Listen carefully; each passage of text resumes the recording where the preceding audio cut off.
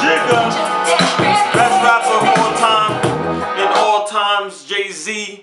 Imaginary Player. You might be too young to remember that song. 9-6, baby. He remembers that song, but it would seem the Knicks have a bunch of imaginary players, and I would have to say, for me, I'm speaking for me here, Raymond Felton being one of them. So, Steve, I want to ask you this. Yeah. So, my mind, should Felton even be playing the game at all? Yeah, that's a good question. I certainly feel he should be playing because every American is due process. And you have to understand the NBA is a professional league. It's not college, it's not high school, it's not, someone running around on campus with a gun. And for that matter, we don't even know the story yet, so we can't jump to conclusions. And it's not because he's a hometown guy, it's not because he's a New York Knick, but realistically, if it was any other sport, we have to give him due process. He has to have his day in court. We have to give him a speedy trial, and we have to see what the real story really is, realistically, and find out what's really going on in Raymond Felton's life. I hear that from a legal standpoint, definitely, Steve. I can't dispute that. But I'm telling you, there are a couple of guys that play for the New York Knicks, which I wouldn't mind just avoid their contract. I mean, I would pay them out just to not be around. At a time in the season where the last thing we need is another distraction. I mean, Carmelo Anthony wasn't enough of a distraction. Him staying or leaving. His contract situation. Is he staying? Is he going? Is he doing too much?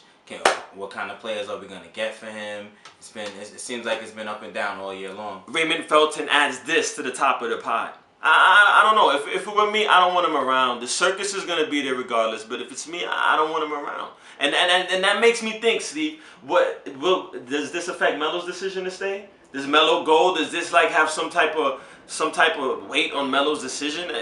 I don't necessarily think it'll weigh too much on Melo's decision. The reason being is because Melo's been through his list of troublesome moments during his career and prior to him coming to the NBA. He's not a perfect guy. We all know Melo's background. We all seen it firsthand what he can do when he's not thinking level-headed, as we saw in the Denver Knicks brawl back in the day, back in 2004. Right. So Carmelo can understand a player making a bad decision.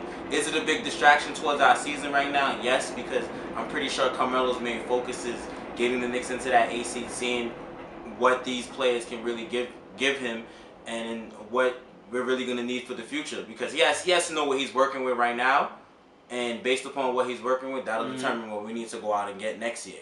Right. We have players. We have one or two players who we can possibly move forward in the future with. I don't necessarily think you need to clean house because you have a young Tim Hardaway Jr. J.L. Smith is a knucklehead, but we just signed him to a 4-year deal, so he's obviously gonna be around if someone doesn't want to pick up his contract. So. Here's the thing: I don't think as if this one mishap or botchery is the reason that Melo would ultimately just pick up and say, you know what, I'm not playing ball in New York anymore. But it can't help. That's just the way I see it. It just can't help his case to stay. I mean, will it be the defining factor? Who knows?